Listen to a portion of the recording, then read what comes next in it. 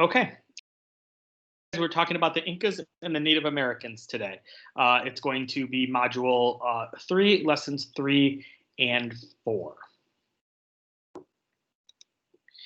So just to go over our procedures again, as always, make sure we're staying focused when we're in the live lesson. Participate when asked, please. Use the chat if you even can access it for lesson purposes only. Be respectful to everyone. Do not leave the session early unless you absolutely have to. And then make sure you follow the Microsoft Team rules, which is basically turn off your camera and your microphone. When you wish to speak, click the raise hand button. And once I call your name, you can unmute yourself and speak. When you're done, you want to remute yourself and lower that hand. And then most importantly, obviously, you want to make sure you're learning lots while you're here. Okay, you want to make sure that we're learning all the content we need to learn. Okay, so the learning goal for this module is that the student will identify the 4 early river valley civilizations from the last module and compare that with the advanced American civilizations. Okay, identify factors that increase their economic growth and explain the different use and types of maps. All right, so we're going to start with the Inca. We talked last time about the Mayans and the Aztecs, which you can see on this map is in the purple and in the pinkish orangish color there. That's where the Mayan and the Aztecs were. So now we're going to be moving south into South America and talk about the Incas, okay, in the green area there. Really a huge piece of territory, a very interesting culture. Hopefully you guys will enjoy learning about them. So first, we're going to talk about the geography. So the Incan Empire covered really a big chunk of South America, and it really stretched along this really tall mountain range that's called the Andes Mountains. And you can see it there kind of in the green color on that map. And it was really about 2,500 miles long along the west coast of South America. So the government, so the Inca government is based on really a kind of a complicated system. So it doesn't go too much into detail, excuse me, about the Incan government. But we do know that the Sapa Inca is kind of the ruler, the leader, and he actually owns everything in his kingdom. So he owns literally every article of clothing, every road, every animal, right? Everything technically belongs to him. Taylor, you have a question? Yeah. Are you on different slides? Because I'm still on the first one. It should be moving with you. It's not. Someone else chime in. Is that true for you too? Rhea, are you on the first slide, or are you on the slide that says Inca government? I'm on the first slide. I'm on the slide that you're on, slide 18. Okay. I'm still on the first one though. Okay. Jonathan, where are you? I'm on slide 18. Okay. So I think it may just be you. So so you might just want to leave the meeting and come right back, okay? Okay. Try that. Yeah, it kicked me. Okay. All right. So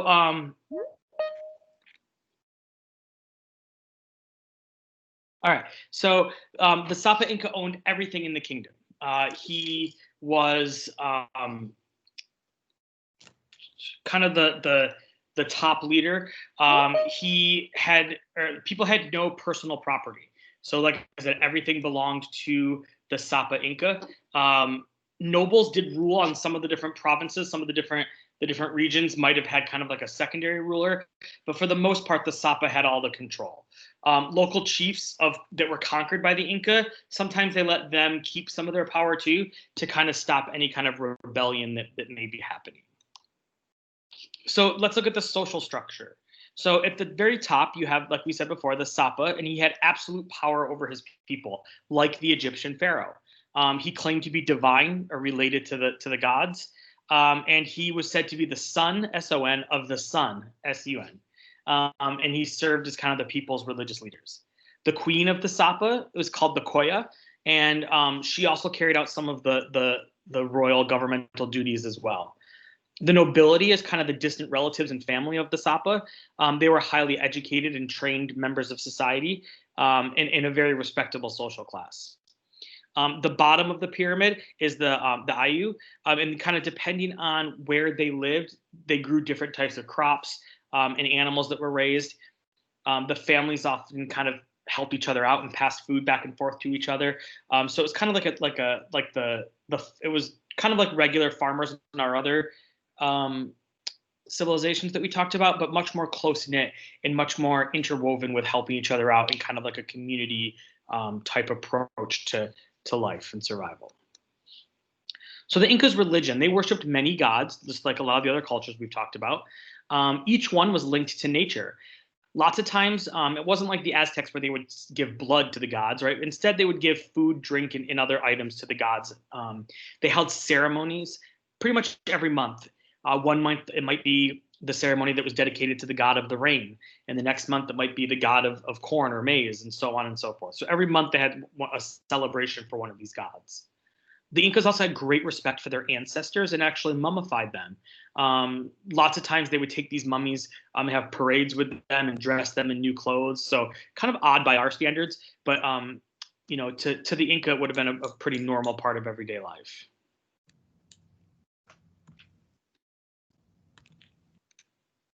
So the Inca religion also had this group of people called the chosen women. And the Sapa would go ahead and pick women from throughout the empire to serve Inti, which is the sun god.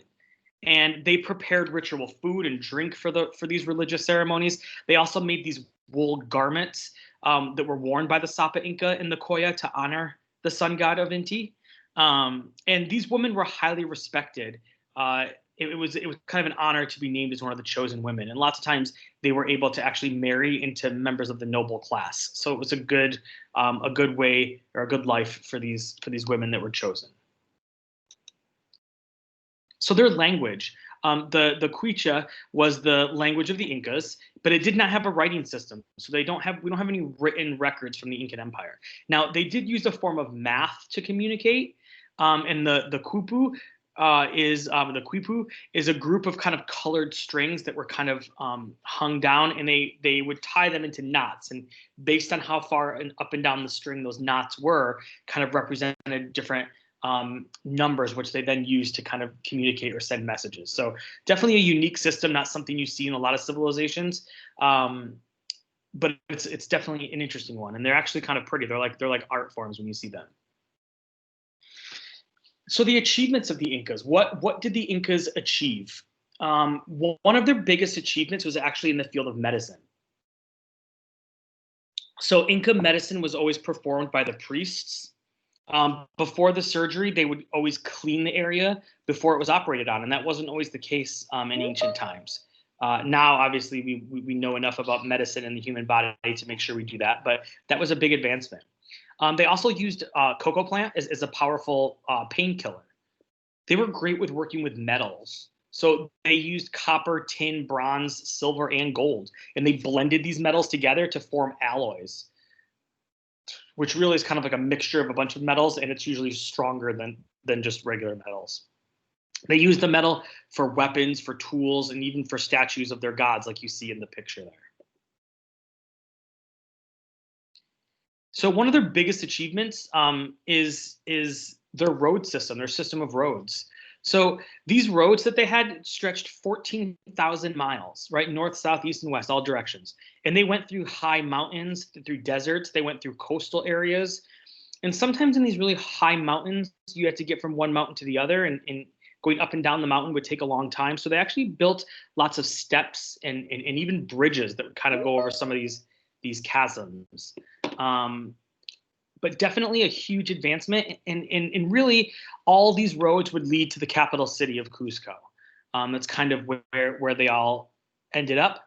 And the roads were used by armies lots of times. They were used by messengers and by armies, and lots of times these armies would be sent to kind of quell rebellions. So like if a rebellion sprung up, these armies could quickly get there to kind of put it down. And it's really one of the ways that the Incas were able to establish and keep their power for so long. Jonathan, you have a question? Yeah, wasn't an Emperor's New Groove the thing in Inca Empire? So yeah, you're right. The Disney movie Emperor's New Groove, that's the Inca Empire, yes. So I thought it was kind of funny when I saw the capital name was Cusco. job. I like that you made that connection. Okay, so the next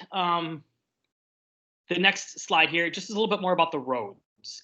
I know it's kind of small, so I'll be happy to read it to you. But basically, it says that the Incas' roads stretched, 12,000 feet in elevation. So roads were kind of followed natural features such as valleys and ridge lines, and even the coastline. And since there were no wheeled vehicles, they didn't have like carts with wheels. They built steps lots of times. They didn't have to worry about the wheels. So you'll see lots of steep steps as they go through these mountains. And the Incas were excellent stone workers. They cut these stones so precisely that they didn't even need any kind of cement or grout to kind of hold these stones in place. They just fit together perfectly. So important messages were carried by official runners. And what they would do is they would kind of like a relay race where someone would take the message and they would run down the road for about 2 miles and they'd hand it off to the next person who would run for the next couple miles, right? And so that allowed these messages to travel, 150 miles each day, which for back then was quite fast. Many of the roads were just 3 to 6 feet wide, wide enough for the people and one of their llamas, right? Which is usually the animal that they use to kind of carry all their supplies. And then Inca engineers built these rope bridges that you see in this picture. Think of, sometimes lots of movies will have these these old rickety rope bridges, and usually, they break and someone falls. But those bridges really were kind of an Inca staple on these roads to get across these high caverns and these raging rivers in the mountains. So another achievement of the Inca is terrace farming. So it's really hard when you live in an area that's mountainous to farm on a slope like this. So what they did is they built these terraces. They used these little stone walls to kind of hold in these strips of land. So now you have flat surfaces that you can grow crops on. And if it rains, the rainwater won't wash away the side of the hill. Really ingenious solution and a great testament to their survival in this kind of rugged terrain that they lived on up in these mountains. So the economy of the Incas. The Incas' trade was not very important to them. So this is unique. Usually in these societies, we'll talk about how they traded all the time, right? They bartered, but because the Sapa Inca owned everything in the empire, trade was not really a huge deal to them. But what they did do is they farmed, right? And then they would pay the emperor a tribute, right? Usually in the terms of food, right? Or maybe other cloth that they made or things like that. They had the mita system, which is basically the emperor or the Sapa would say, we need a new road built here. So he would call upon people to go build that road. And while they were there building that road, they would get paid with food. And the families of the people left behind would all pitch in and kind of help each other to survive while they were off doing that public works project, right? Like the roads. And then, of course, the Incan decline. Once again, just like the Aztecs, right? The Incans really decline when the Spanish arrive. This time, though, instead of Cortez, it was Francisco Pizarro. He's the conquistador, the Spanish explorer who comes in and discovers the Incan Empire. But the Sapa Inca refused to join the Spanish. He didn't want to be Christian, right? He liked the religion that he had. He didn't want to give up any of his power. So Pizarro actually captured and killed him. Thousands of people die in this kind of invasion. And really, it was, once again, just like the Aztecs, it was the diseases that really hurt the Incas as well, right? The Spanish had lots of different diseases that those Incan immune systems were not used to, and it really wiped out lots and lots of them. All right, so time to participate here, and we will ask some questions. Like I said, if you think you know the answer, click the raise hand button, and we will see how you guys do, okay?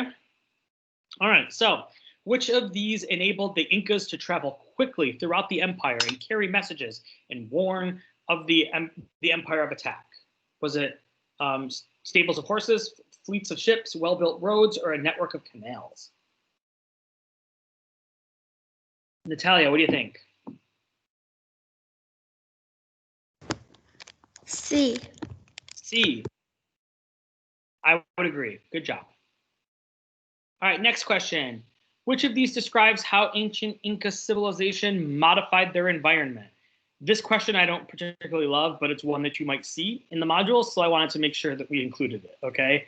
So which of these describes how the ancient Inca civilization modified their environment? Was it that they crops and created terraces for farming? They built tunnels through the mountains. Sorry, I've got to mute you. All right, tunnels through the mountains and dug irrigation canals. They built rope bridges over. Rivers and built tunnels through the mountains, and they created farmland in marshes and built roads. Okay, like I said, this is a tough one. So let's see, Jonathan, what do you think? Well, it's obviously not C because that doesn't really modify it. I would say A or B. Okay, let's see. Told you it's a weird one. So, yeah, because the reading doesn't talk too much about the farmland and marshes, but I just want to make sure that we go over that, because if you see it on your test, you might want to make sure you pick that answer. Hint, hint. But it just mentioned that. Yeah, it just mentioned that. I mean, terraces. They're literally building walls. How is that not modifying their environment? I do not disagree with you. So, all right. So anyway, moving on. So which countries have regions that were once part of the Inca Empire? So look at the map, right, of modern day South America, and then look at the map of ancient America, and which countries today are in the same area that the Incas were. All right.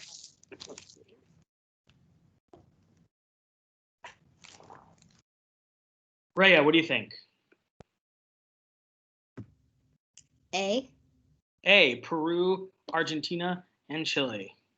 I would agree. Good job. Okay, and who was the leader of the Inca Empire? Another pretty easy one.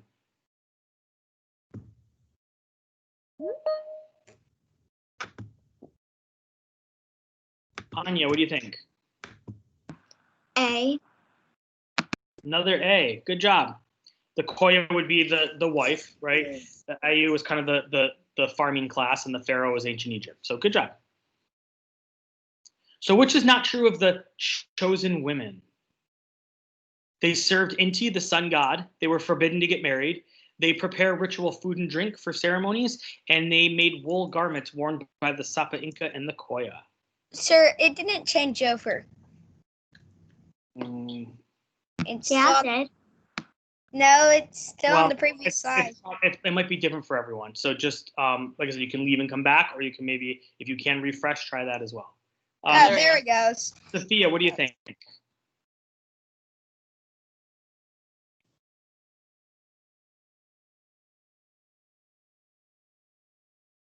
Sophia, you there? What do you think? She said B.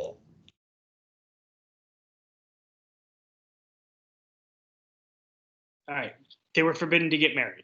Okay, so that's not true. In fact, sometimes they married the royal or the noble class. All right. 3 of the following statements about the Incas are true. Which one is not true? Their language did not have a system of writing, spoken only. They practiced medicine, where they believed of the healing power of the cocoa bean. Workers kept records on a quipu, a group of colored strings knotted to represent different numbers. And they believed in the caste system, where people could easily change their social class. Adon, what do you think? D. D, I agree. Good job. All right. Which statement about the Incan economy is not true? So 3 of these things are true. 1 of them is not true. So it's farming practice known as terracing helped them grow crops. It says in. It says Indian. I'm sorry? It says Indian economy, not Inca. Okay. It's Inca we're talking about, not Indian. Farming practices known as terracing helped grow crops in the mountainous region. The Sapa Inca owned everything in the empire, including the land. Trading between tribes was a central part of how they made their money, and the established Mita system, which allowed citizens to work for the government for a time, while the others while they're away, other members of the community would help their family survive. So which one is not true? Let's see. Rhea, what do you think? C. C. Good. We said it was unique that it really wasn't trade wasn't really important to this culture. Good. Mm-hmm. Okay.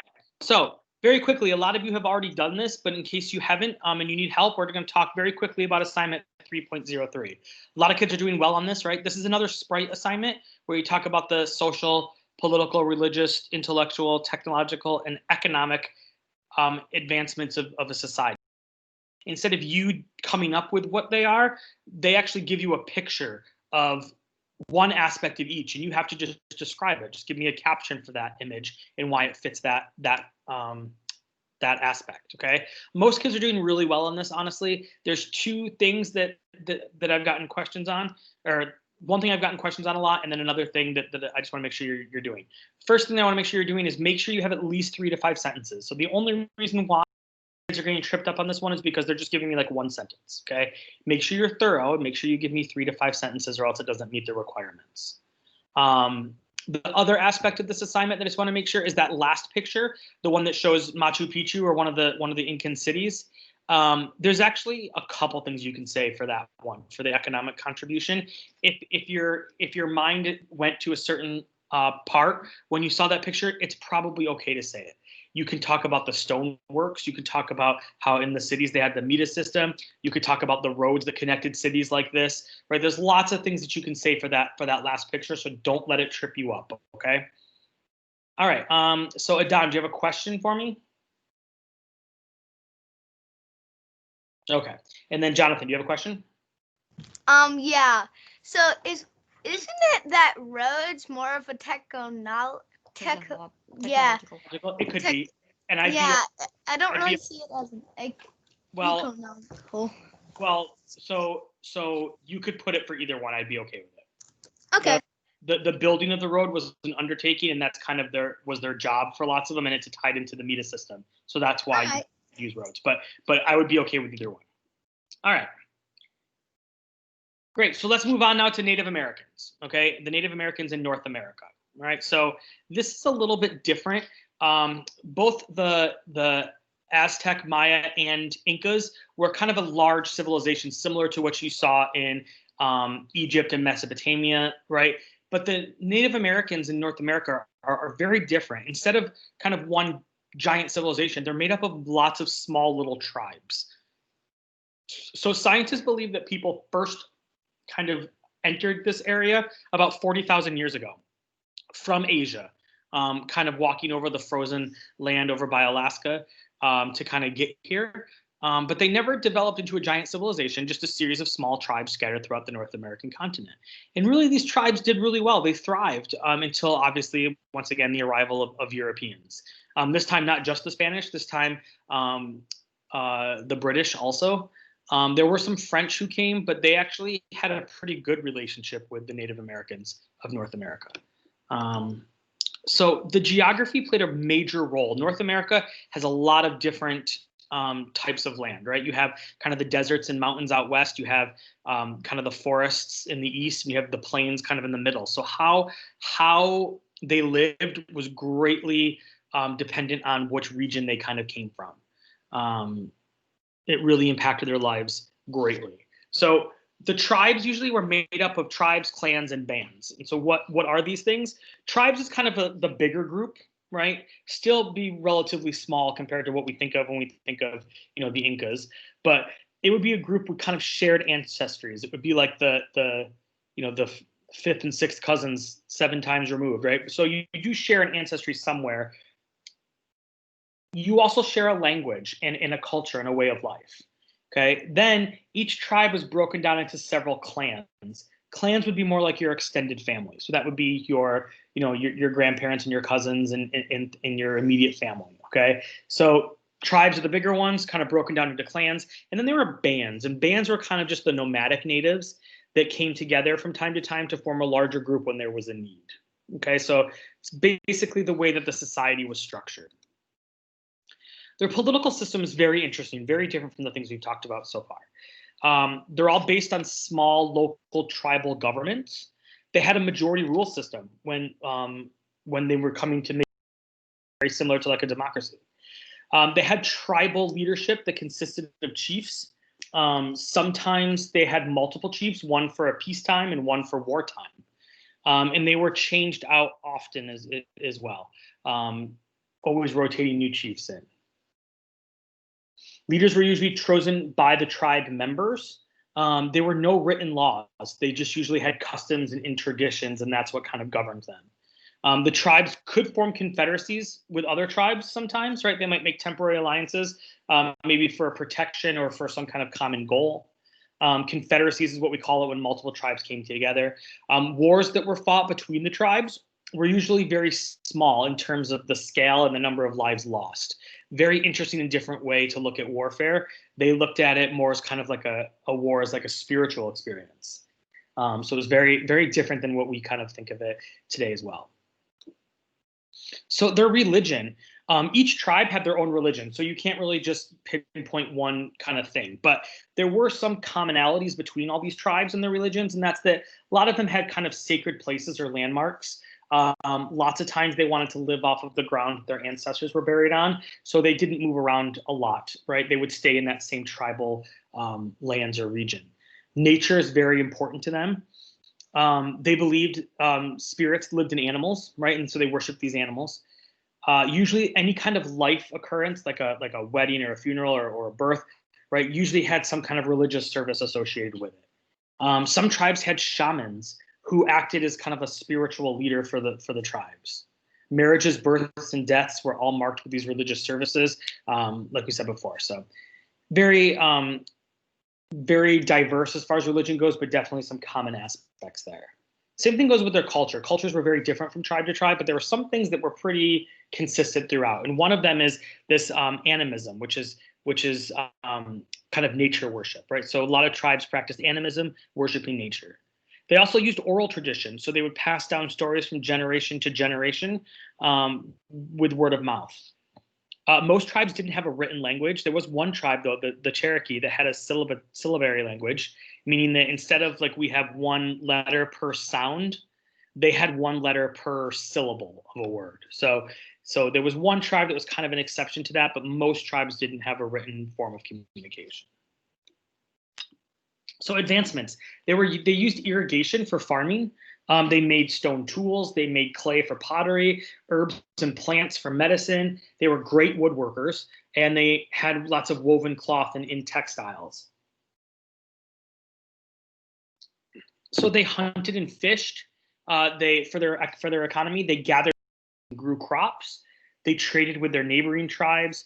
They also participated in long distance trade, and they often bartered once the Europeans came, they would barter with them. And farms grew corn, tomatoes, potatoes, and wheat. Kind of interesting to think about, but all those plants, not wheat, but corn, tomatoes, and potatoes are all plants that are indigenous to North America and South America too.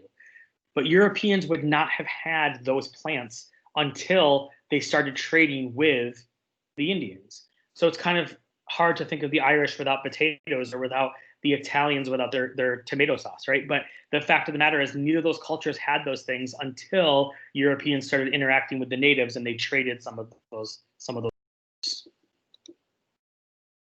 So once the Europeans arrived in North America, like I said, they traded.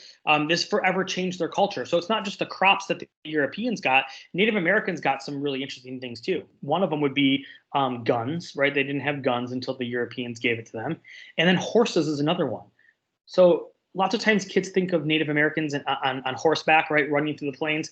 And the truth is that they did become great horsemen, but they didn't have horses until the Europeans brought them. Horses are not native to North and South America. And once again, the decline of Native Americans. We have Europeans who brought diseases with them, particularly smallpox. They died with lots of different wars, particularly with the Spanish and the British. There's lots of series of wars that killed a lot of them.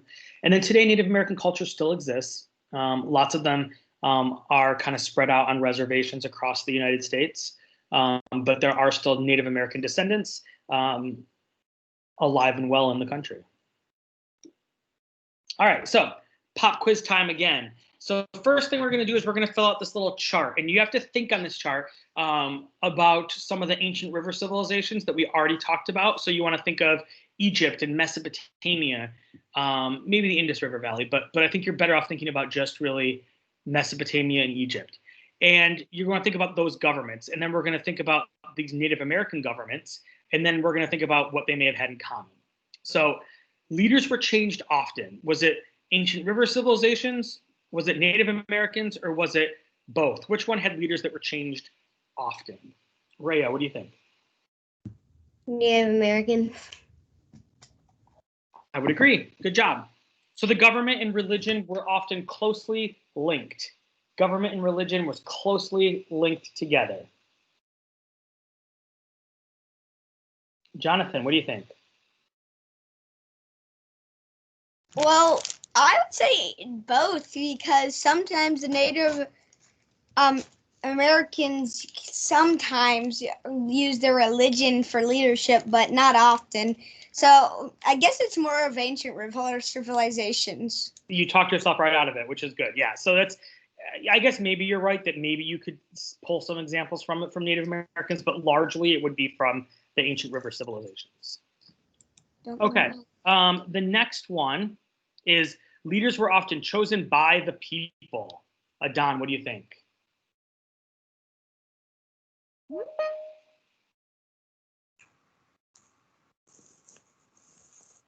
Native Americans. Oh, okay, let's see. Native Americans. I agree. Good job. There was a system that people. I'm sorry. So there was a system that people used to control society. So basically, the government was there to help kind of keep people in control. Ray, what do you think? Both? I agree. That's really the purpose of government. So good job. The next one is there were different government leaders for different groups, right? Sometimes they might have multiple leaders. Natalia, what do you think? The Native Americans. I would agree. Good job. A single leader or small group of people controlled the government. A single leader or a very small group of people.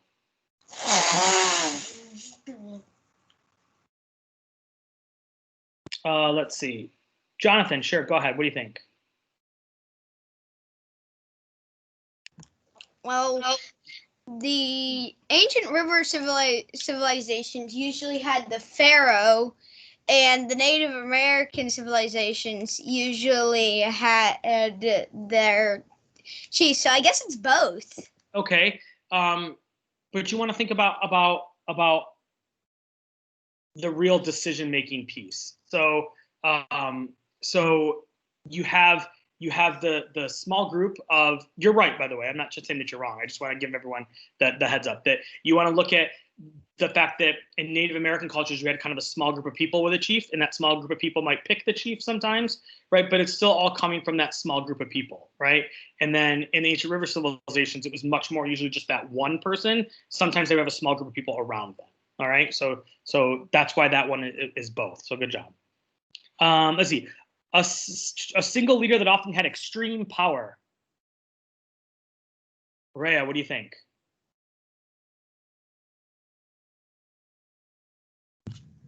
Ancient river civilizations. I agree. Good job. Let's see. Government leaders were often worshipped as gods.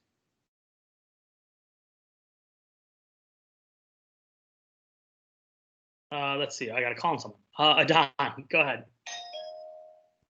Ancient river civilizations.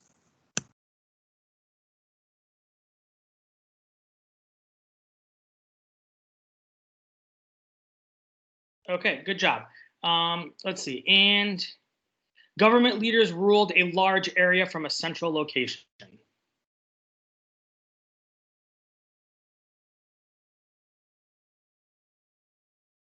Let's see. Natalia.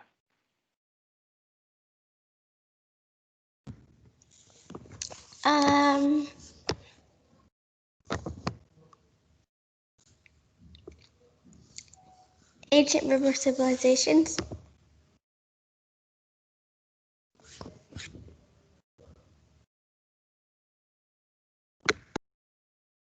I think he's away. No, I'm not. Luca. I froze for a second. I'm sorry. But yes, you're correct. Is it working now? Did it come up? There we go. Okay. Yes.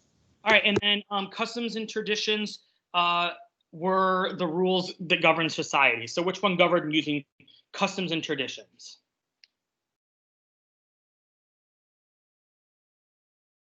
I see the same people raising hands. Who else wants to take a stab at this one? Okay. Let's see. Jonathan, go ahead. Native American cultures. Good. Then decisions were made using majority rule. Rhea, go ahead.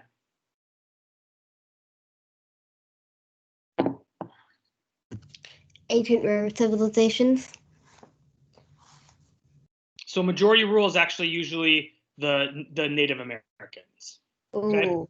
That's okay. And then That was awesome. settled near water sources. This one should be easy. I should see lots of hands in the air for settled near water sources. Corey, what do you think? You think you got it?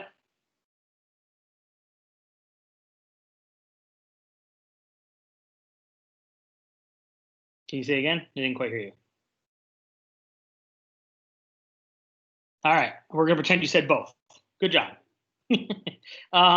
And then let's see. Our next one then is going to be, oops, and I just did it on accident. Common citizens had little say in their government decisions. Sorry about that. All right, so our next piece is more multiple choice questions. It says, how are Native American religious beliefs similar to the religious beliefs of ancient Mesopotamia? So how are Mesopotamia and Native Americans, how are they similar in their religious beliefs? Both cultures wrote epic poems about their gods. Both cultures worshipped only one god. Both cultures believed that blood sacrifices were necessary to keep the gods happy, and both cultures worshipped many gods who were often associated with animals and nature. So which one? Let's see. Davian, what do you think? I think it's D. I think you're right. Good job. All right, we're almost done, guys. We're getting there. Native American tribes generally shared all but what? They had a shared ancestry, a shared culture, shared clothing, or a shared language. Which one did they generally share? Natalia, what do you think?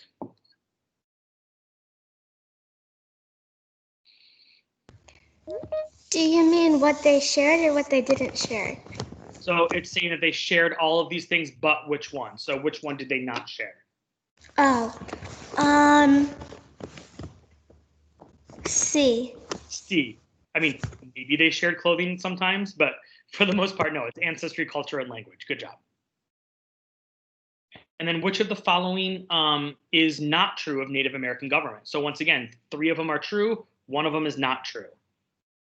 Government participated in large-scale wars. Government controlled small local areas. Government was often ruled by a chief that would be changed regularly based upon their skill. Governments were usually small. You guys are very quiet. I'm gonna have to start doing something to entice you to answer some questions here. All right, let's see. Jonathan, go ahead. Which one is it? A. Like everything else, the wars were usually pretty small. Good. Native Americans practiced animism. What is animism? Is it believing animals are gods, worshiping nature, eating animal meat? I'm sorry, not eating animal meat like a vegetarian, or the belief that ancestors are guiding you? Maria, what do you think? B. B, worshiping nature. Good job. And then which of the following materials was not used by Native Americans when building tools, homes, and pottery? Clay, stone, bronze, wood. Trinity, what do you think? Bronze. Bronze, good. So the Native Americans were not really known for their metalworking, right? All right, and I think this is our last one. So it says, which of the following is one thing that the Native Americans did not have until they traded with the Europeans? So what's one thing that they didn't have until the Europeans came? Tomatoes, horses, corn, or potatoes? Juan, what do you think? B. I'm sorry, say it again. What letter? B. B. Good. I agree. Horses. Good job. All right. So that's pretty much it for us today. Thank you so much for coming, guys. I really appreciate it. So I'm going to stick around for a few minutes to answer any questions that you might have. If you don't have any questions, you can go ahead and sign out. I hope to see you again next week when we start talking about ancient Greece. Okay. Like I said, if you have questions, stick around. If not, I am going to do another DBA drive-through starting pretty much right after this. So if you have everything done and you're ready for your Module 3 drive-through, then you can leave this meeting and then probably, I'm going to make sure I give everyone time. We'll say probably about 9:55, you can come back in using the same link. If not, and you're all set, you can leave. Have a good day, everyone. Bye. Bye. Bye. Thank you. You're welcome. Let's see. Anya, you have a question? Yeah. Where are we supposed to be on our pace chart? So it kind of depends on when you started, and I don't know without looking it up. But you should be finishing up Module 3 and starting Module 4. Okay, because I'm on Module 4, 4.02. Okay. So you're good. You're in good shape. Okay, thank you. Bye. Bye. Let's see. Jonathan, you have a question for me? Yes, sir. My question is regarding the map on 3.03. Yes, that's like the color, would territory count, like territory expansion count as a special purpose map? yes. What you might want to do, what I would consider, is doing territory expansion and something else. So maybe territory expansion and the roads that they built, or territory expansion and the mountain ranges, or you know what I mean? Like combine multiple things, then you'll be all set for sure. Okay. Does that make sense? Yep. Thank you. Okay. Yep. Have a great day. Thanks for coming.